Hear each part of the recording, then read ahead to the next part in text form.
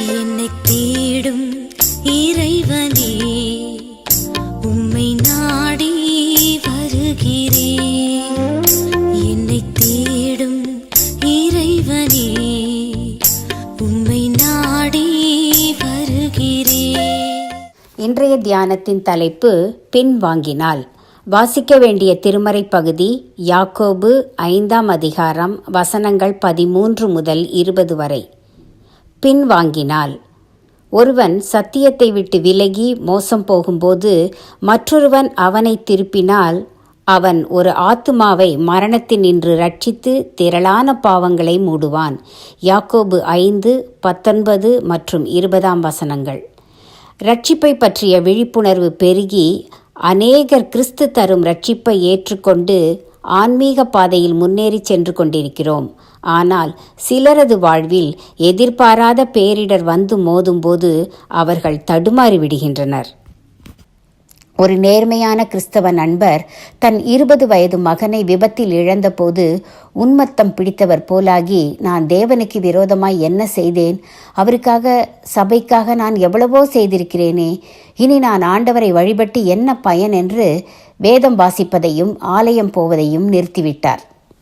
இன்னொருவர் பெண்ணாசையில் மயங்கி சோரம் போனார்.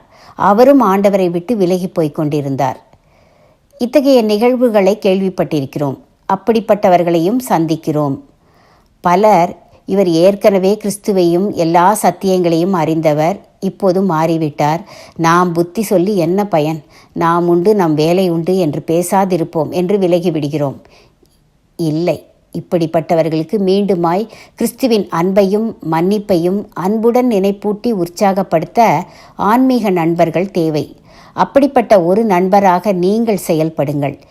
இல்லாவிட்டால் அவருடைய ஆத்துமா மரணத்தையும் நரகத்தையும் நோக்கி சென்றுவிடும். கிறிஸ்துவை விட்டு விலகி போன அவர் ஏற்கனவே தெய்வீக அன்பை, வேத சத்தியங்களை நன்கு தெரிந்தவராகத்தான் இருப்பார். ஒருவேளை உலகம் நம்மை பற்றி என்ன சொல்லுமோ என்று அவர் பயப்படக்கூடும். அந்த பயத்தை அகற்றுவது நம் கடமை. அந்த பயத்தை அகற்றி ஆண்டவரிடமும் ஆலயத்திற்கும் அழைத்து சென்று பாவ மன்னிப்பு பெறவும் மீண்டும் உற்சாகத்தோடு கிறிஸ்தவ ஐக்கியத்தில் வளரவும் செய்யவும் தேவ ஒத்தாசையோடு முயலுங்கள்.